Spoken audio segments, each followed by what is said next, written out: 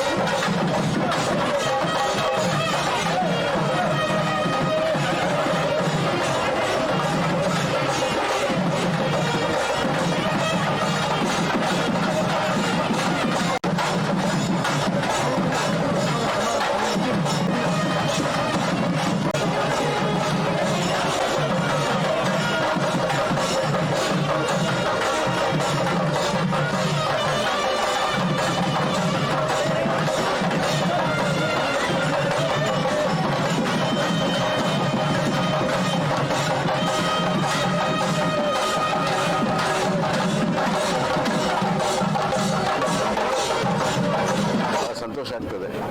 ನಾನು ಹಿಂದೂ ಕೂಡ ಹಲವಾರು ಬಾರಿ ನಾನು ನೀರಾವರಿ ಸಚಿವ ಇದ್ದಾಗ ಬಂದು ಸನ್ಮಾನ್ಯ ನಾಯಕ ಯಡಿಯೂರಪ್ಪನವ್ರ ಜೊತೆಗೆ ಬಂದು ಬಾಗಿನ ಅರ್ಪಿಸಿದ್ದೆ. ನಾನು ಮುಖ್ಯಮಂತ್ರಿ ಆದ ತಕ್ಷಣ ಆಲ್ಮಟ್ಟಿಗೆ ಹೋಗಿ ಅದು ಬಾಗಿನ ಅರ್ಪಿಸಿದ್ದೇನೆ. ಇವತ್ತು ಕಾವೇರಿ ಜಲಾನಯನದ 2 ಡ್ಯಾಮ್ಗಳ ಬಾಗಿನ ಅರ್ಪಿಸ್ತಾ ಇದ್ದೀನಿ. ನವೆಂಬರ್ಲಿ ತುಂಬಿಸ್ಕೊಂಡು ಬಾಗಿನ ಅರ್ಪಿಸ್ತಾ ಇರೋದು ಲಕ್ಕಿ ಸಿಎಂ ನೀವು ಅಂತ.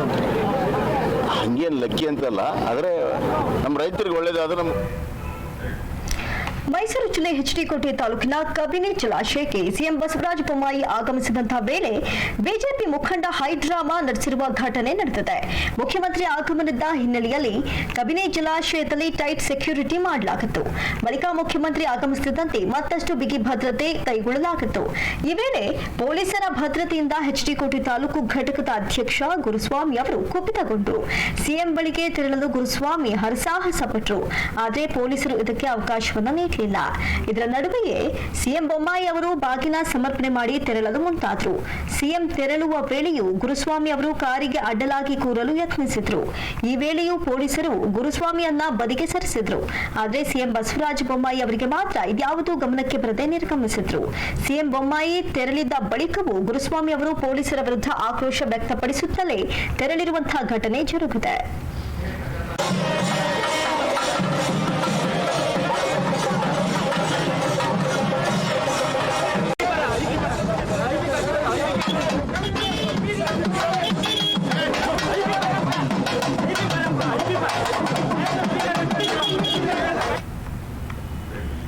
ನಟ ಪುನೀತ್ ರಾಜ್ಕುಮಾರ್ ಎಲ್ಲ ಗೌರವಕ್ಕೂ ಅರ್ಹರು ಅಂತ ಸಿಎಂ ಬಸವರಾಜ ಬೊಮ್ಮಾಯಿ ಹೇಳಿದ್ದಾರೆ. ನಟ ಪುನೀತ್ ರಾಜ್ಕುಮಾರ್ಗೆ ಪದ್ಮಶ್ರೀ ಪುರಸ್ಕಾರ ನೀಡುವ ವಿಚಾರಕ್ಕೆ ಸಂಬಂಧಿಸಿದಂತೆ ಎಚ್ಡಿ ಕೋಟೆಯ ಬೀಚನಹಳ್ಳಿಯಲ್ಲಿ ಮಾಧ್ಯಮದವರೊಂದಿಗೆ ಮಾತನಾಡಿದ ಅವರು, ಪುನೀತ್ ರಾಜ್ಕುಮಾರ್ ಬಗ್ಗೆ ನಮಗೆ ಅಪಾರ ಗೌರವ ಇದೆ. ಎಲ್ಲವನ್ನ ಪರಿಶೀಲನೆ ಮಾಡ್ತೇವೆ. ಸಿದ್ದರಾಮಯ್ಯ ತಮ್ಮ ಪ್ರಸ್ತಾಪ ಸಲ್ಲಿಸಲಿ. ಸರ್ಕಾರ ಸಮಯ ಸಂದರ್ಭವನ್ನ ನೋಡಿಕೊಂಡು ನಮ್ಮ ಪ್ರಸ್ತಾಪ ಸಿದ್ಧಪಡಿಸುತ್ತೇವೆ. ಎಲ್ಲದಕ್ಕೂ ಒಂದು ನಿಯಮ ಪಾಲನೆ ಇರುತ್ತೆ. ಅದರ ಅಡಿಯಲ್ಲಿ ನಾವು ಸಾಗುತ್ತೇವೆ. ಇನ್ನು ಪುನೀತ್ ರಾಜ್ಕುಮಾರ್ ಎಲ್ಲ ಗೌರವಕ್ಕೂ ಅರ್ಹರು. ಅವರಿಗೆ ಇಂತಹ ಪ್ರಶಸ್ತಿಯನ್ನು ನೀಡಲು ಸರ್ವಸಮ್ಮತ ಒಪ್ಪಿಗೆ ಇದೆ. ನಿಯಮಗಳನ್ನ ಪರಿಶೀಲನೆ ಮಾಡಬೇಕು ಎಂದರು. ನೋಡೋಣ, ಅವ್ರು ಪ್ರಪೋಸಲ್ ಕೊಡಲಿ. ಅಂದ್ರೆ ನೀವು ರೆಫರ್ ಮಾಡಬೇಕು ಸರ್ಕಾರದವರು ಅನ್ನೋದು ಅವ್ರ ಡಿಮಾಂಡ್ ಆಗಿದೆ ಸರ್. ಅಲ್ಲ, ಈಗ ಪುನೀತ್ ರಾಜ್ಕುಮಾರ್ ಅವ್ರ ಬಗ್ಗೆ ಎಲ್ಲರೂ ಕೂಡ ಪ್ರೀತಿ ಮತ್ತು ಗೌರವ ಇದೆ, ನಮಗೂ ಕೂಡ ಪ್ರೀತಿ ಗೌರವ ಇದೆ. ಯಾವಾಗ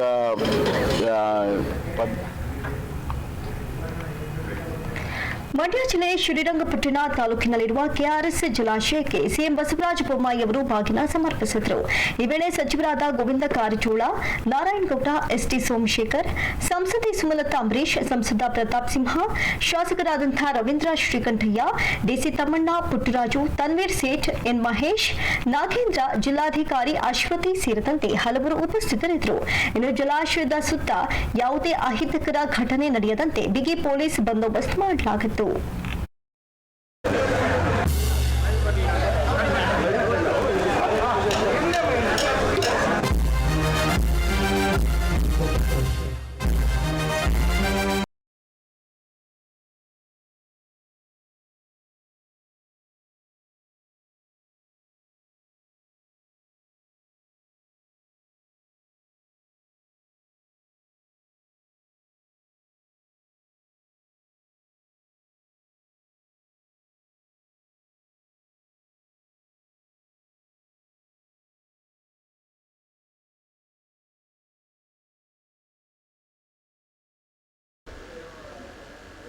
ಹಲವಾರು ದಶಕಗಳಿಂದ ನಮಗೆ ಅನ್ನವನ್ನು ಕಾವೇರಿ ಮಾತೆ ಕೊಡ್ತಾ ಇದ್ದಾಳೆ.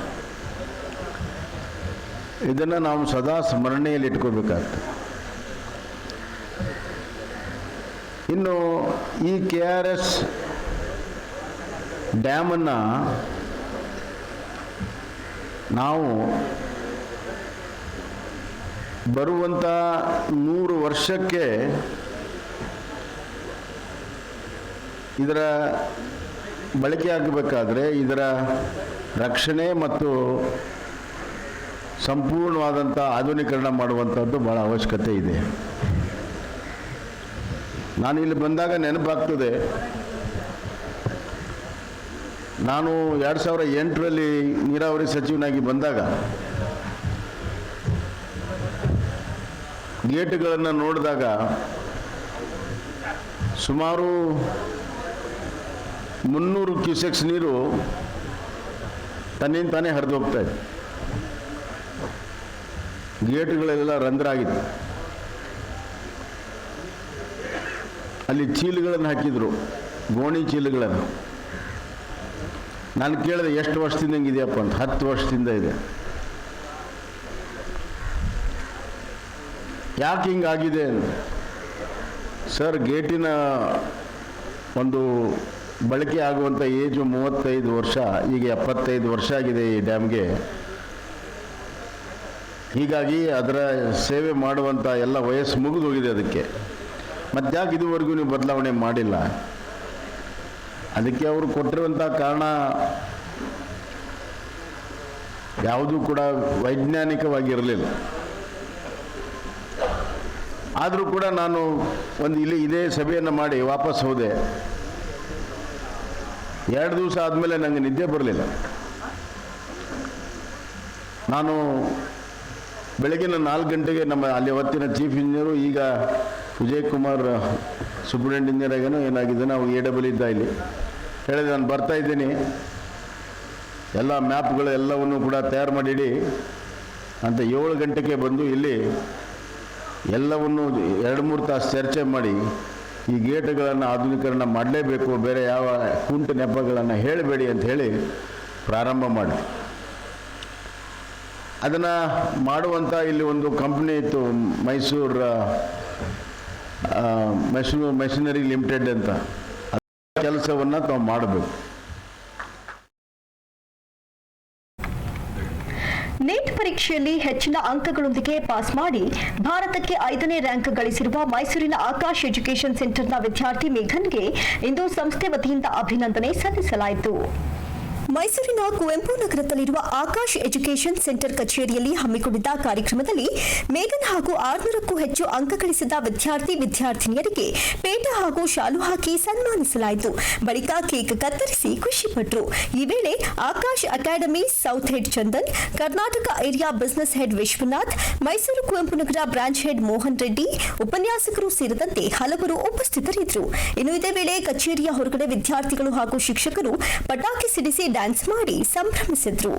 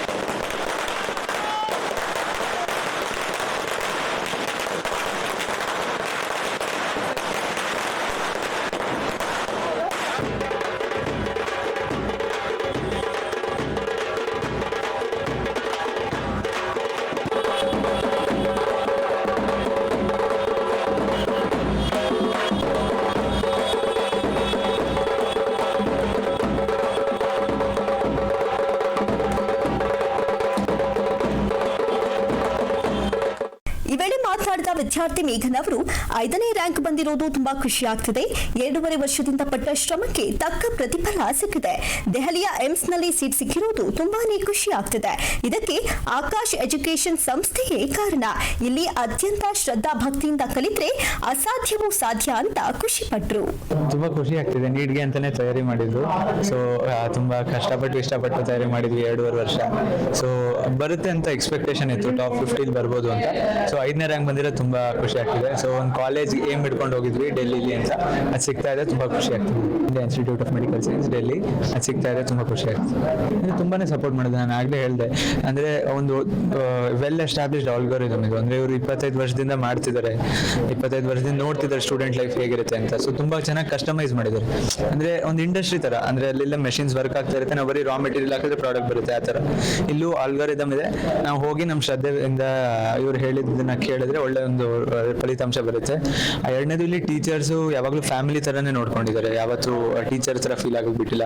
ಎಸ್ಪೆಷಲಿ ಕೋವಿಡ್ ಟೈಮಲ್ಲಿ ತುಂಬಾ ಮೋಟಿವೇಶನ್ಗೆ ಸೋರ್ಸಸ್ ಇರಲ್ಲ, ನಮಗೆ ನಾವೇ ಮಾಡ್ಕೋಬೇಕಾಗುತ್ತೆ. ಅವಾಗೆಲ್ಲ ಬೆನ್ನ ಹಿಂದೆ ಬಿದ್ದು, ಅಂದ್ರೆ ಲೋಸು ಹೈಸು ಆ ಟೈಮಲ್ಲೆಲ್ಲ ನಮ್ಮ ಜೊತೆನೇ ಇದ್ದು ತುಂಬಾ ಸಪೋರ್ಟ್ ಮಾಡಿದ್ದಾರೆ.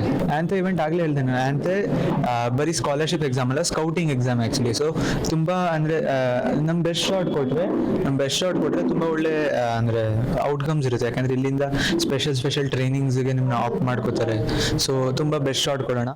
ಬಳಿಕ ಮಾತನಾಡಿದ Akash academy south head Chandan ಅವರು, ಮೇಘನ್ ಈ ರೀತಿ ಸಾಧನೆ ಮಾಡಿರೋದು ತುಂಬಾನೇ ಖುಷಿಯಾಗ್ತಿದೆ. ನೀಟ್ ಪರೀಕ್ಷೆಯಲ್ಲಿ ಅವರು ಸಕ್ಸಸ್ ಮಾಡಿದ್ದಾರೆ. ಎಲ್ಲರೂ ಯಾವ ವಿಷಯವನ್ನಾದರೂ ಚಾಲೆಂಜ್ ಆಗಿ ತೆಗೆದುಕೊಂಡ್ರೆ ಅದು ಸಾಧ್ಯವಾಗುತ್ತೆ. ನಮ್ಮ ಸಂಸ್ಥೆಯಲ್ಲಿ ಕಳೆದ 4 ವರ್ಷದಿಂದ ಒಳ್ಳೆಯ ಫಲಿತಾಂಶ ಬರ್ತಿದೆ ಅಂತ ಮೇಘನ್ಗೆ ಹಾಗೂ ವಿದ್ಯಾರ್ಥಿಗಳಿಗೆ ಧನ್ಯವಾದವನ್ನ ತಿಳಿಸಿದ್ರು. Today is a momentous day for us where we are celebrating our success in NEET.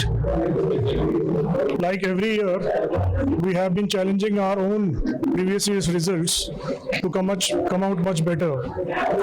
Last year we had one student scoring a perfect score of 720 on 720. This year, we have again outclassed their performance by having 3 students who have scored 720 on 720, and all 3 of them are from Akash. In Mysore, we started 4 years back, and in 4 years' time, we have given some very good results. In an all India platform, out of the top 10 ranks, 8 ranks are backed by Akash students. 2 of them are from Karnataka.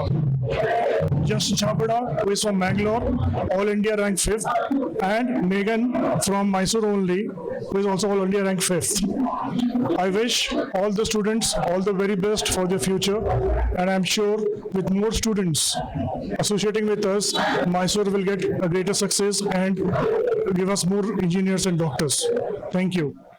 ಇನ್ನು ಇದೇ ವೇಳೆ ಮಾತನಾಡಿದ Karnataka area business head Vishwanath ಅವರು, ಆಕಾಶ್ ಸಂಸ್ಥೆಯು ಅತ್ಯುತ್ತಮ ಫಲಿತಾಂಶವನ್ನು ಕೊಡುತ್ತಿದೆ. ಅದರಂತೆ ಈ ವರ್ಷವೂ ತುಂಬಾ ಚೆನ್ನಾಗಿ ಫಲಿತಾಂಶ ಬಂದಿದೆ. ನಮ್ಮ ಸಂಸ್ಥೆಯು ಹಲವು ವರ್ಷಗಳಿಂದಲೂ ತನ್ನ ಛಾಪನ್ನ ಮೂಡಿಸಿದೆ. ಹೀಗಾಗಿ ಸಂಸ್ಥೆಗೆ ಎಲ್ಲಾ ಕಡೆ ಒಳ್ಳೆಯ ಹೆಸರು ಬರ್ತಿದೆ. ಡಿಸೆಂಬರ್ ತಿಂಗಳಲ್ಲಿ ಆಯೋಜಿಸಿರುವ ಆಂತೆ ಸ್ಕಾಲರ್ಶಿಪ್ ಪರೀಕ್ಷೆಯಲ್ಲಿ ಭಾಗವಹಿಸಿ ಸಂಸ್ಥೆಯ ಸೌಲಭ್ಯವನ್ನ ಸದುಪಯೋಗ ಪಡಿಸಿಕೊಳ್ಳಬೇಕು ಅಂತ ಪೋಷಕರು ಹಾಗೂ ವಿದ್ಯಾರ್ಥಿಗಳಿಗೆ ಮನವಿ ಮಾಡಿದ್ರು. ಸರ್ವಿಸಸ್ ಲಿಮಿಟೆಡ್ ಪ್ರತಿ ವರ್ಷವೂ ಕೂಡ ಅತ್ಯುತ್ತಮವಾದ ಫಲಿತಾಂಶವನ್ನು ನಾವು ಕೊಡ್ತಾ ಬಂದಿದೆ. ಮೆಡಿಕಲ್ ನೀಟ್ UG ಪ್ರಿಪರೇಷನ್ಸ್ಗೆ ಮಕ್ಕಳಿಗೆ 33 ವರ್ಷಗಳ ಸತತವಾದ ಒಂದು ಹಾರ್ಡ್ ವರ್ಕ್ ಪರಿಶ್ರಮದಿಂದ ಆಕಾಶ್ ಇನ್ಸ್ಟಿಟ್ಯೂಟ್ ಇವತ್ತು ದೇಶದ ಉದ್ದಾಗಲಕ್ಕೂ ಕೂಡ ಒಂದು ಒಳ್ಳೆಯ ಒಂದು ಛಾಪವನ್ನು ಮೂಡಿದೆ. ಈ ವರ್ಷ ಆಕಾಶ್ ಎಜುಕೇಷನ್ ಸರ್ವಿಸಸ್ ಲಿಮಿಟೆಡ್ನ ಒಂದೊಳ್ಳೆ ಫಸ್ಟ್ ಟಾಪ್ 3 ರ್ಯಾಂಕ್ಸ್ ನ್ಯಾಷನಲ್ ಲೆವೆಲಲ್ಲಿ, ಮತ್ತು ನಮ್ಮ ಮೈಸೂರಿನಲ್ಲಿ ಕೂಡ ಒಂದೊಳ್ಳೆ rank all India level top 5th rank ಮೇಘನ್ HK ಅಂತ ಗಳಿಸಿದ್ದಾರೆ. ಇದ್ರ ಜೊತೆಗೆ ಮೈಸೂರಲ್ಲದೆ ಈ ಸಲ ನಮ್ಮ ಕರ್ನಾಟಕದಿಂದ ಮೈಸೂರು ಮತ್ತು ಮಂಗಳೂರಿನಲ್ಲೂ ಕೂಡ ಒಂದೊಳ್ಳೆ ರಿಸಲ್ಟ್ ಬಂದಿದೆ. ಮಂಗಳೂರು 5th ರ್ಯಾಂಕ್ ಜಶನ್ ಚಾಬ್ರಾ ಅಂತ, ನಂತರ ಬೆಳಗಾವಿಯಿಂದ ರೋಶಿನಿ ಅಂತ 103 ರ್ಯಾಂಕ್, ಮತ್ತು ಬೆಂಗಳೂರಿನಲ್ಲೂ ಕೂಡ ನಮ್ದು ಒಳ್ಳೆ ರಿಸಲ್ಟ್ಸ್ ಕೂಡ ಬಂದಿದೆ. ಈ ವರ್ಷ ಅತ್ಯುತ್ತಮವಾದ ನಮ್ಮ ಮೈಸೂರಿಗೆ ರಿಸಲ್ಟ್ಸ್ ತುಂಬ ಚೆನ್ನಾಗಿ ಬಂದಿದೆ. ಅದರಲ್ಲಿ 600 ಮೇಲ್ಗಡೆ ರ್ಯಾಂಕ್ 11 ಜನ ವಿದ್ಯಾರ್ಥಿಗಳು ತೆಗೆದುಕೊಂಡಿದ್ದಾರೆ. ಇದು ಒಂದು ಒಳ್ಳೆಯ ಒಂದು ಉತ್ತಮವಾದ ಫಲಿತಾಂಶ, ಮತ್ತು ಪ್ರತಿಯೊಬ್ಬ ಸ್ಟೂಡೆಂಟು ಕೂಡ ಈ ಒಂದು ಹಾರ್ಡ್ ವರ್ಕ್, ಡೆಡಿಕೇಶನ್ ಮತ್ತು ಫ್ಯಾಕಲ್ಟಿ ಗೈಡೆನ್ಸ್, ಸಪೋರ್ಟ್ ಮತ್ತು ತಂದೆ ತಾಯಿಗಳ ಒಂದು ಪ್ರೋತ್ಸಾಹದಿಂದ ಒಂದೊಳ್ಳೆ ಅಂಕವನ್ನು ಈ ಸಲ ನೀಟ್ UG ಎಕ್ಸಾಮಲ್ಲಿ ಫಲಿತಾಂಶವನ್ನು ಪಡೆದಿದ್ದಾರೆ. ಈ ವರ್ಷ ಡಿಸೆಂಬರ್ 11ನೇ ತಾರೀಕಿಂದ ಡಿಸೆಂಬರ್ 19ನೇ ತಾರೀಕುವರೆಗೂ ಕೂಡ Akash national talent and exam ಅನ್ನು ಕಂಡಕ್ಟ್ ಮಾಡ್ತಾ ಇದ್ದೇವೆ. ಈ ಒಂದು ಎಕ್ಸಾಮಿಂದ ಈ ಸಲ ಮೇಘನ್ HK ಈ ಟಾಪರ್ 5ನೇ ರ್ಯಾಂಕ್ ಬಂದಿರುವಂಥ ಹುಡುಗನು ಕೂಡ 2 ವರ್ಷದ ಕೆಳಗಡೆ ಆಂತೆ ಎಕ್ಸಾಮ್ ಬರೆದು ಅದರಲ್ಲಿ ಕೂಡ ನ್ಯಾಷನಲ್ ಲೆವೆಲ್ ಟಾಪರ್ ಆಗಿ ಬಂದಿರು. ಈ ವರ್ಷ ಪ್ರತಿಯೊಂದು ಮೈಸೂರಿನ ಪ್ರತಿಯೊಂದು ಸ್ಟೂಡೆಂಟ್ಗೂ ಕೂಡ 8ನೇ ಕ್ಲಾಸಿಂದ ಹಿಡಿದು 12ನೇ ಕ್ಲಾಸ್ವರೆಗೂ ಕೂಡ ಪ್ರತಿಯೊಬ್ಬರಿಗೂ ಕೂಡ ಆಂತೆಯಲ್ಲಿ ಪಾಲ್ಗೊಳ್ಳುವಂಥ ಒಂದು ಅವಕಾಶ ಇರುತ್ತೆ. ಪ್ರತಿಯೊಬ್ಬರು ಕೂಡ ಈ ಒಂದು ಅವಕಾಶವನ್ನು ಸದುಪಯೋಗ ಪಡಿಸ್ಕೊಳ್ಳಿ, ಎಕ್ಸಾಮ್ ಬರೀರಿ. ಎಕ್ಸಾಮಲ್ಲಿ ನಿಮ್ಮ ಫಲಿತಾಂಶ ಆಲ್ ಇಂಡಿಯಾ ಲೆವೆಲ್ ರ್ಯಾಂಕಿಂಗ್ ನಿಮಗೆ ಸಿಗುತ್ತೆ. ಜೊತೆಗೆ ಆಂತೆ ಡಿಸೆಂಬರ್ 11ನೇ ತಾರೀಕಿಂದ ಹಿಡಿದು ಡಿಸೆಂಬರ್ 19ನೇ ತಾರೀಕುವರೆಗೂ ಇದೆ. ಆನ್ಲೈನ್ ಮತ್ತು ಆಫ್ಲೈನ್ ಎರಡರಲ್ಲೂ ಕೂಡ ಎಕ್ಸಾಮನ್ನು ಮಕ್ಕಳು ಕೂಡ ಬರೀಬಹುದು. ಹಾಗಾಗಿ ಮೈಸೂರಿನಲ್ಲಿ ನಮ್ಮದು ಕುವೆಂಪು ನಗರಲ್ಲಿ ಒಂದು ಶಾಖೆ ಇದೆ, ನಂತರ ಸಬರ್ಬನ್ ಬಸ್ ಸ್ಟ್ಯಾಂಡ್ ಹತ್ರ ಜಾಲಿಕಸ್ ಬಿಲ್ಡಿಂಗಲ್ಲಿ ಕೂಡ ಒಂದು ಶಾಖೆ ಇದೆ. ಪ್ರತಿಯೊಂದು ಪೇರೆಂಟ್ಸ್ಗೂ ತಂದೆ ತಾಯಿಗಳಿಗೂ ಕೂಡ ಇದು ಒಂದು ಉತ್ತಮವಾದ ಅವಕಾಶವನ್ನು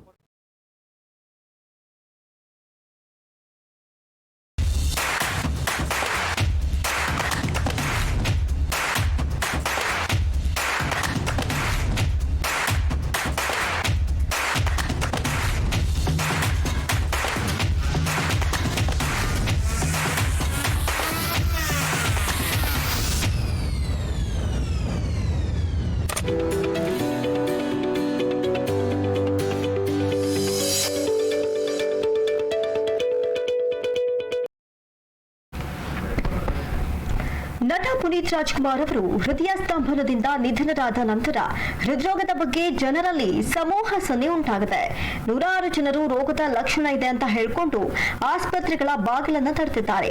ಮೈಸೂರಿನ ಜಯದೇವ ಹೃದ್ರೋಗ ಆಸ್ಪತ್ರೆಗೆ ಭೇಟಿ ನೀಡುವವರ ಸಂಖ್ಯೆ ಒಂದೇ ದಿನ 3 ಪಟ್ಟು ಹೆಚ್ಚಾಗಿದೆ. ಸಾಮಾನ್ಯವಾಗಿ ಮೈಸೂರಿನ ಜಯದೇವ ಹೃದ್ರೋಗ ಆಸ್ಪತ್ರೆಯ OPD ವಿಭಾಗಕ್ಕೆ ನಿತ್ಯ 250ರಿಂದ 300 ಜನ ಆಗಮಿಸಿ ತಪಾಸಣೆಗೆ ಒಳಗಾಗ್ತಾರೆ. ಆದರೆ ಪುನೀತ್ ರಾಜ್ಕುಮಾರ್ ನಿಧನರಾದ ಮರುದಿನ ಅಂದ್ರೆ ಅಕ್ಟೋಬರ್ 30ರಂದು ರೋಗದ ಲಕ್ಷಣ ಹೇಳಿಕೊಂಡು 1,000 ಜನ ಬಂದಿದ್ದಾರೆ. ಅಕ್ಟೋಬರ್ 31ರಂದು ಭಾನುವಾರ OPD ಇರುವುದಿಲ್ಲ. ತುರ್ತು ವಿಭಾಗವಷ್ಟೇ ಕಾರ್ಯನಿರ್ವಹಿಸುತ್ತೆ. ಇನ್ನು ತುರ್ತು ವಿಭಾಗಕ್ಕೆ ಈ ಮೊದಲು ಕನಿಷ್ಠ 20 ರೋಗಿಗಳಷ್ಟೇ ಬರ್ತಾ ಇದ್ರು. ಆದ್ರೆ ಅಕ್ಟೋಬರ್ 31ರಂದು 200 ಜನ ಪರೀಕ್ಷೆಗೆ ಆಗಮಿಸಿದ್ದಾರೆ. ಜನರು ಸಹಜವಾಗಿ ಆತಂಕಕ್ಕೆ ಒಳಗಾಗಬಾರದು. ತಪ್ಪು ತಿಳುವಳಿಕೆಯಿಂದ ಸುಮ್ಮನೆ ಆಸ್ಪತ್ರೆಗೆ ಧಾವಿಸಬೇಡಿ ಅಂತ ವೈದ್ಯರು ಮನವಿ ಮಾಡಿಕೊಂಡಿದ್ದಾರೆ.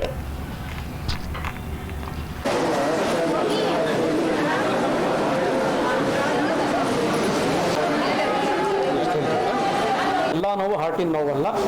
ಸೊ ನೀವು ನಿಧಾನವಾಗಿ ಬಂದು ನಿಮ್ಮ ಹಾರ್ಟ್ ಚೆಕಪ್ಪನ್ನು ಮಾಡಿಸ್ಕೊಳ್ಳಿ. ಹಾರ್ಟ್ ಚೆಕಪ್ ಮಾಡೋದು ಒಳ್ಳೆಯದು. ಒಂದು ಶುಗರು, ಕೊಲೆಸ್ಟ್ರಾಲು, ಒಂದು ECG ಮಾಡ್ಕೊಳ್ಳೋದು ಎಲ್ಲರೂ ಒಳ್ಳೆಯದು. ಬಟ್ ಇಷ್ಟೊಂದು ಆತಂಕ ಪಟ್ಕೊಂಡು ಒಂದೇ ದಿವಸದಲ್ಲಿ ಎಲ್ಲರೂ ಆಸ್ಪತ್ರೆಗೆ ನುಗ್ಗೋ ಅವಶ್ಯಕತೆ ಇಲ್ಲ.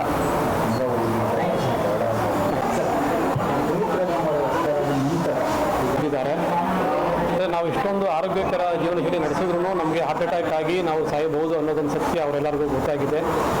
ಆದ್ದರಿಂದ ಅವರು ಹಾಸ್ಪಿಟ್ಲಿಗೆ ಈಗ ಮುಗಿಬಿದ್ದು ಹೆಲ್ತ್ ಚೆಕಪ್ ಮಾಡೋದಕ್ಕೆ ಎಲ್ಲರೂ ಬರ್ತಾ ಇದ್ದಾರೆ. ನಮ್ಮ ಜಯದೇವ ಆಸ್ಪತ್ರೆ ಮೈಸೂರಿಗಂತೂ ರೋಗಿಗಳ ಒತ್ತಡ ನಾವು ತಡೆಯೋದಕ್ಕೆ ಆಗ್ತಾ ಇಲ್ಲ. ಆಲ್ಮೋಸ್ಟು 3 ಪಟ್ಟು ಜನ ಹೆಚ್ಚಾಗಿದೆ ಔಟ್ ಪೇಷಂಟು ಬರೋದು. ಇವತ್ತು ರಜಾ ದಿನವಾದ್ರೂ ಆಲ್ಮೋಸ್ಟ್ ಹತ್ತತ್ರ ಒಂದು 800 ಜನ ಹಾಸ್ಪಿಟ್ಲಿಗೆ ಬಂದಿದ್ದಾರೆ. ಸೊ ನಾವು ಆಲ್ಮೋಸ್ಟ್ ಒಂದು 600 ಜನ ಈಗಾಗಲೇ ನಾವು ರಿಜಿಸ್ಟರ್ ಮಾಡ್ಕೊಂಡು ನೋಡ್ತಾ ಇದ್ದೀವಿ. ಕೆಲವ್ರನ್ನ ನಾಳೆ ಬಂದಪ್ಪ ಅಂತ ವಾಪಸ್ ಕಳಿಸಿದ್ದೀವಿ. ಮತ್ತು ಈ ಥರ ಬರ್ತಾ ಇರೋ ಯುವ ಜನರಲ್ಲಿ ಮೆಜಾರಿಟಿ ಅವರು ಏನೋ ಹಾರ್ಟ್ ತೊಂದರೆ ಇಲ್ಲ. ಆಲ್ಮೋಸ್ಟ್ 90% ಜನಕ್ಕೆ ಏನೋ ಸಮಸ್ಯೆ ಇರೋದಿಲ್ಲ. ಬರೀ ಸ್ವಲ್ಪ ಮಸಲ್ ಪೇಯ್ನು, ಬೆನ್ನೋವು, ಕತ್ತು ನೋವು ಎಲ್ಲರೂ ಆತಂಕ ಪಟ್ಕೊಂಡು ಆಸ್ಪತ್ರೆಗೆ ಬರ್ತಾ ಇದ್ದಾರೆ. ಸೊ ನಾನು ಜನಗಳಲ್ಲಿ ಕೇಳ್ಕೊಳ್ಳೋದು, ಇದು ನೀವೆಲ್ಲ ಗಾಬರಿ ಆಗುವಂಥ ಅವಶ್ಯಕತೆ ಇಲ್ಲ. ಸ್ಪೆಷಲಿ ಸಣ್ಣ ವಯಸ್ಸವರು ಸ್ವಲ್ಪ ಯಾವುದೋ ನೋವನ್ನು ಹಾರ್ಟ್ ತೊಂದರೆ ಅಂದ್ಕೊಂಡು ಈ ಜಯದೇವ ಆಸ್ಪತ್ರೆಗೆ ಬರೋ ಅವಶ್ಯಕತೆ ಇಲ್ಲ. ನಿಮ್ಮ ಮನೆ ಹತ್ರ ಇರೋ ಜನರಲ್ ಪ್ರಾಕ್ಟಿಷನರ್ಗೆ ನೀವು ತೋರಿಸ್ಕೊಳ್ಳಿ. ಅವರೇನಾದ್ರು ಹಾರ್ಟ್ ತೊಂದರೆ ಅಂತ ಸಸ್ಪೆಕ್ಟ್ ಮಾಡಿದ್ರಷ್ಟೇ ನೀವು ಜಯದೇವ ಆಸ್ಪತ್ರೆಗೆ. ಚಾಮರಾಜನಗರ ಜಿಲ್ಲೆಯ ಕೊಳ್ಳೇಗಾಲ ಪಟ್ಟಣದಲ್ಲಿ ಮಂದಗತಿಯಲ್ಲಿ ಸಾಗುತ್ತಿರುವ ಬಸ್ ನಿಲ್ದಾಣದ ಕಾಮಗಾರಿಯಿಂದ ಸಾರ್ವಜನಿಕರಿಗೆ ತೊಂದರೆಯಾಗ್ತಾ ಇರುವುದನ್ನು ಖಂಡಿಸಿ ರೈತ ಸಂಘದ ಕಾರ್ಯಕರ್ತರು ಇಂದು ನಗರಸಭೆಯ ಪೌರಾಯುಕ್ತರ ಕಚೇರಿ ಮುಂದೆ ಧರಣಿ ಕುಳಿತು ಪ್ರತಿಭಟನೆಯನ್ನ ನಡೆಸಿದ್ದಾರೆ. ಬಸ್ ನಿಲ್ದಾಣವಿಲ್ಲದೆ ಸಾರ್ವಜನಿಕರಿಗೆ ತೊಂದರೆಯಾಗ್ತಾ ಇತ್ತು. ಬಸ್ ನಿಲ್ದಾಣದಲ್ಲಿ ಒಂದು ಕಡೆ ಬಸ್ ನಿಲ್ದಾಣಕ್ಕೆ ಅವಕಾಶ ಮಾಡಿದ್ರೆ ಮಹದೇಶ್ವರ ಬೆಟ್ಟಕ್ಕೆ ಬರುವ ಭಕ್ತರು ಹಾಗೂ ಸಾರ್ವಜನಿಕರಿಗೆ ಅನುಕೂಲಕರವಾಗುತ್ತೆ ಅಂತ ರೈತ ಸಂಘದ ತಾಲೂಕು ಅಧ್ಯಕ್ಷ ಗೌಡೇಗೌಡ ತಿಳಿಸಿದರು.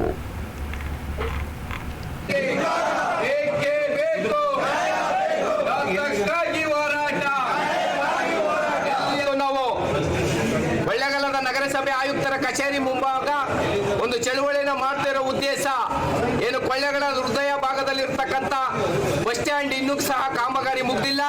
ಈಗಾಗಲೇ ಇಲ್ಲಿ ಲಕ್ಷಾಂತರ ಮಂದಿ ಮಾದೇಶ್ವರನ ಬೆಟ್ಟಕ್ಕೆ ಭಕ್ತಾದಿಗಳು ಬರ್ತಾ ಇದ್ದಾರೆ. ಅನಾನುಕೂಲ ಆಗ್ತಾ ಇರೋದ್ರಿಂದ ಏನು ಅರ್ಧ ಕಾಮಗಾರಿ ಬಸ್ ಸ್ಟ್ಯಾಂಡ್ ಆಗಿದೆ.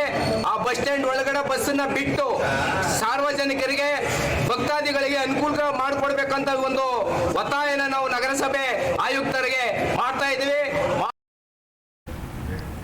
ಗಡಿ ಜಿಲ್ಲೆ ಚಾಮರಾಜನಗರವನ್ನ ಹಿಂದುಳಿದ ಜಿಲ್ಲೆ ಅಂತ ಹೇಳಿ ಇನ್ನೂ ಹಿಂದಕ್ಕೆ ನೂಕುವಂತಹ ಕೆಲಸವನ್ನ ಸರ್ಕಾರ ಮಾಡಿಕೊಂಡೇ ಬರ್ತಾ ಇದೆ. ಜಿಲ್ಲೆಯ ಸಮಸ್ಯೆಗಳು 1-2 10 ಹಲವಾರು ಸಮಸ್ಯೆಗಳ ಆಗರವಾಗಿಯೇ ಉಳಿದಿದೆ.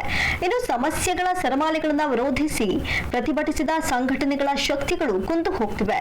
ಈ ಸಮಸ್ಯೆಗಳಲ್ಲಿ ರಾಷ್ಟ್ರೀಯ ಹೆದ್ದಾರಿ 209ರ ರಸ್ತೆಯ ಅಪೂರ್ಣ ಕಾಮಗಾರಿಯು ಒಂದಾಗಿದೆ. ಈ ರಸ್ತೆ ಲೋಕಸಭಾ ಚುನಾವಣೆಯ ಬಳಿಕ ಸಂಪೂರ್ಣವಾಗಿ ಸ್ಥಗಿತಗೊಂಡಿದೆ. ಅಪೂರ್ಣ ಕಾಮಗಾರಿಯಾಗಿದ್ದರಿಂದ ರಸ್ತೆಗಳು ಪೂರ್ಣಗೊಂಡಿಲ್ಲ. ಪರಿಣಾಮ ರಸ್ತೆ ಹಳ್ಳ ಬಿದ್ದು ಹೋಗಿದ್ದು, ಮಳೆ ಬಂದ್ರೆ ನೀರು ಹರಿಯದೆ ನಿಲ್ಲುವ ಕಾರಣ ವಾಹನಗಳು ಓಡಾಡೋದು ದುಸ್ತರವಾಗಿದೆ. ಅದರೊಂದಿಗೆ ಈ ಭಾಗದಲ್ಲಿ ಲಘು ಸರಕು ವಾಹನಗಳು, ದ್ವಿಚಕ್ರ ವಾಹನಗಳು ಓಡಾಡಲು ಸರ್ಕಸ್ ಮಾಡಬೇಕಾದಂತಹ ಪರಿಸ್ಥಿತಿ ಉಂಟಾಗಿದೆ. ಈ ಹಿಂದೆ ಹಲವಾರು ವಾಹನಗಳು ಪರಸ್ಪರ ಡಿಕ್ಕಿ ಹೊಡೆದುಕೊಂಡು ನಷ್ಟ ಅನುಭವಿಸಿವೆ. ಇನ್ನಾದರೂ ರಾಷ್ಟ್ರೀಯ ಹೆದ್ದಾರಿ ಪ್ರಾಧಿಕಾರವಾದರೂ ಇತ್ತ ಗಮನ ಹರಿಸಿ ಈ ಸಮಸ್ಯೆ ಬಗೆಹರಿಸಬೇಕು ಅಂತ ಸಾರ್ವಜನಿಕರು ಆಗ್ರಹಿಸಿದ್ದಾರೆ.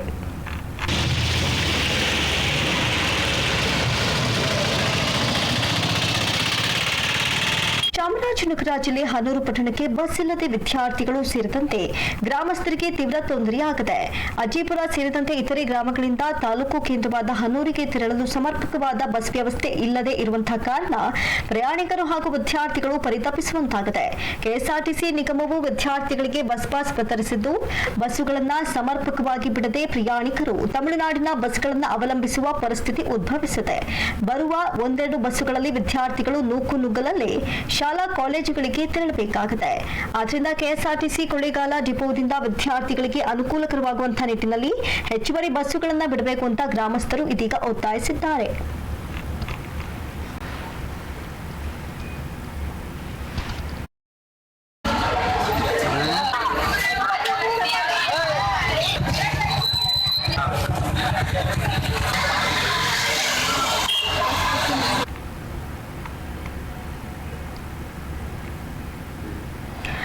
ಅರಣ್ಯ ಮಧ್ಯದಲ್ಲಿ ವಾಹನ ನಿಲ್ಲಿಸಿ ಕಾಡಾನೆ ಮುಂದೆ ಫೋಟೋ ತೆಗೆದ ಮಹಿಳೆಯ ಕ್ರಮಕ್ಕೆ ಅರಣ್ಯ ಪ್ರೇಮಿಗಳು ಆಕ್ರೋಶ ವ್ಯಕ್ತಪಡಿಸಿದ್ದಾರೆ. ಗಡಿ ಜಿಲ್ಲೆ ಚಾಮರಾಜನಗರದ ರಾಷ್ಟ್ರೀಯ ಉದ್ಯಾನವನ ಬಂಡೀಪುರ ಅಭಯಾರಣ್ಯದಲ್ಲಿ ಈ ಘಟನೆ ನಡೆದಿದ್ದು, ಊಟಿಯಿಂದ ಮೈಸೂರಿನತ್ತ ಹೋಗ್ತಿದ್ದ ಪ್ರವಾಸಿಗರೊಬ್ಬರು ವಾಹನ ನಿಲ್ಲಿಸಿ ಕಾಡಾನೆ ಮುಂದೆ ಫೋಟೋ ತೆಗೆಸಿಕೊಂಡಿದ್ದಾರೆ. ಬಂಡೀಪುರದಲ್ಲಿ ಸಮರ್ಪಕವಾಗಿ ಅರಣ್ಯ ಸಿಬ್ಬಂದಿ ಗಸ್ತು ಮಾಡದೇ ಇರೋದು ಇದಕ್ಕೆ ಕಾರಣ ಅಂತ ಪರಿಸರವಾದಿ ಜೋಸೆಫ್ ಹೂವಾರ್ ಆಕ್ರೋಶವನ್ನ ವ್ಯಕ್ತಪಡಿಸಿದ್ದಾರೆ. ನೋಡ್ತಾ ಇದ್ದೀರಾ, ನೋಡಿ ನಮ್ಮನ್ನೇ ನೋಡ್ತಾ ಇದ್ದಾರೆ, ತುಂಬಾ ಖುಷಿ ಆಗುತ್ತೆ. ಬನ್ರಿ ಹೋಗೋಣ ಬನ್ರಿ. Thank you. ನೋಡಿ ಎಷ್ಟು ಚೆನ್ನಾಗಿ ನೋಡ್ತಾ ಇದ್ದಾರೆ. ಆದ್ರೆ ನಮ್ನೇನು ನೋಡ್ತಾ ಇದ್ದೀರಲ್ಲ, ಇದು ಬಂಡೀಪುರ. ಅಲ್ಲಿ ನೋಡಿ ಗಜರಾಜ ಇದ್ದಾರೆ, ನೋಡ್ತಾ ಇದ್ದೀರಾ, ನೋಡಿ ನಮ್ಮನ್ನೇ ನೋಡ್ತಾ ಇದ್ದಾರೆ, ತುಂಬಾ ಖುಷಿ ಆಗುತ್ತೆ. ಕನ್ನಡ ರಾಜ್ಯೋತ್ಸವ ಕಾರ್ಯಕ್ರಮ ಆಯೋಜಿಸಿ ಅಧಿಕಾರಿಗಳೇ ಗೈರಾಗಿರುವಂತಹ ಘಟನೆ ನಂಜನಗೂಡಿನಲ್ಲಿ ಬೆಳಕಿಗೆ ಬಂದಿದೆ. ರಾಜ್ಯಾದ್ಯಂತ ಕನ್ನಡ ರಾಜ್ಯೋತ್ಸವ ಸಂಭ್ರಮದಿಂದ ನೆರವೇರಿದ್ದು, ನಂಜನಗೂಡಿನಲ್ಲಿ ಮಾತ್ರ ಆ ಸಂಭ್ರಮ ಮರೆಯಾಗಿದೆ.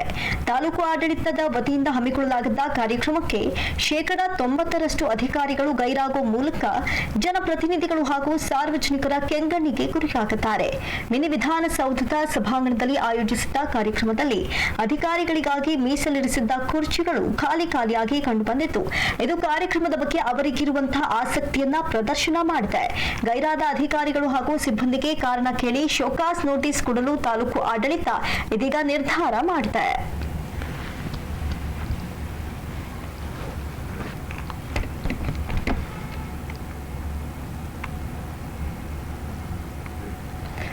ಮನೆಯೊಳಗೆ ನುಗ್ಗಿದ್ದ ಮಳೆ ನೀರಿನಿಂದ ಪಾರಾಗಲು ಹೋಗಿ ಮಹಿಳೆಯೋರ್ವರು ಕಾಲು ಮುರಿದುಕೊಂಡಿರುವಂತಹ ಘಟನೆ ಚಾಮರಾಜನಗರ ಜಿಲ್ಲೆಯ ಹನೂರು ಪಟ್ಟಣದಲ್ಲಿ ಜರುಗಿದೆ. ಚಂದ್ರಮ್ಮ ಎಂಬುವವರೇ ಕಾಲು ಮುರಿದುಕೊಂಡಿರುವಂತಹ ಮಹಿಳೆಯಾಗಿದ್ದಾರೆ. ಮನೆಗೆ ನೀರು ನುಗ್ಗಿದ್ರಿಂದ ನಾವು ಜೀವನ ಸಾಗಿಸೋದು ಹೇಗೆ ಅಂತ ಚಂದ್ರಮ್ಮ ಕಣ್ಣೀರು ಹಾಕಿದ್ದಾರೆ. ಮಳೆ ನೀರು ಸರಾಗವಾಗಿ ಹರಿಯಲು ಸಾಧ್ಯವಾಗದಂತಹ ಹಿನ್ನೆಲೆಯಲ್ಲಿ ಈ ರೀತಿ ಸಮಸ್ಯೆ ಎದುರಾಗಿದೆ ಅಂತ ಸ್ಥಳೀಯರು ಪಟ್ಟಣ ಪಂಚಾಯಿತಿ ಅಧಿಕಾರಿಗಳು ಹಾಗೂ ಜನಪ್ರತಿನಿಧಿಗಳ ವಿರುದ್ಧ ಆಕ್ರೋಶ ಹೊರಹಾಕಿದ್ದಾರೆ.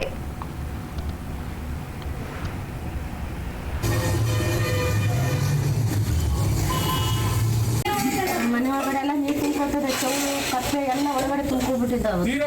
ನೀರೆಲ್ಲ ತುಂಬ್ಕೊಳ್ತದೆಲ್ಲ, ಏನ್ ನಡೆಯೋದು, ಏನ್ ಮಾಡಿದ್ರೆ ಮನೆ ಮುಂದ್ಗಡೆ ನೀರು ನಿಂತ್ಕೊಳ್ತಾ, ಮನೆ ಮುಂದೆ ತುಂಬಾ ನೀರು ತುಂಬ್ಕೊಬಿಡ್ತದೆ. ಒಳಗಡೆ ಅಲ್ಲಿಂದ ಬಂದು ಎಲ್ಲಿ ಮನೆ ಒಳಗಡೆ ತುಂಬ್ಕೊಬಿಡ್ತದೆ. ಮಳೆ ನೀರೆಲ್ಲ ಬಂದು ಒಳಗಡೆ ಮನೆ ಒಳಗಡೆ ಎಲ್ಲ ನುಗ್ಬಿಡ್ತದೆ. ಇಲ್ಲಿ ಗಲ್ಲಿ ಇಲ್ಲ, ರೋಡ್ ಇಲ್ಲ, ಬಸ್ ಇಲ್ಲ, ಏನಿಲ್ಲ, ಯಾರು ಸೌಲಭ್ಯ ನಮ್ಗೆ ಮಾಡ್ಕೊಡ್ತಾ ಇಲ್ಲ. ನಾವು ತುಂಬಾ ಕಷ್ಟದಲ್ಲಿ ಇದೀವಿ, ಬಡವರು ನಾವು. ನಮ್ಗೆ ಇವಿಷ್ಟೇ ಇವರೆಗಿನ ಪ್ರಮುಖ ಅಪ್ಡೇಟ್ಸ್. ನಿಷ್ಠೆ ನಿಷ್ಠೂರ ನಿರ್ಭೀತ ಸುದ್ದಿಗಾಗಿ ನೋಡ್ತಾ ಇರಿ ಸಿರಿ ಟಿವಿ.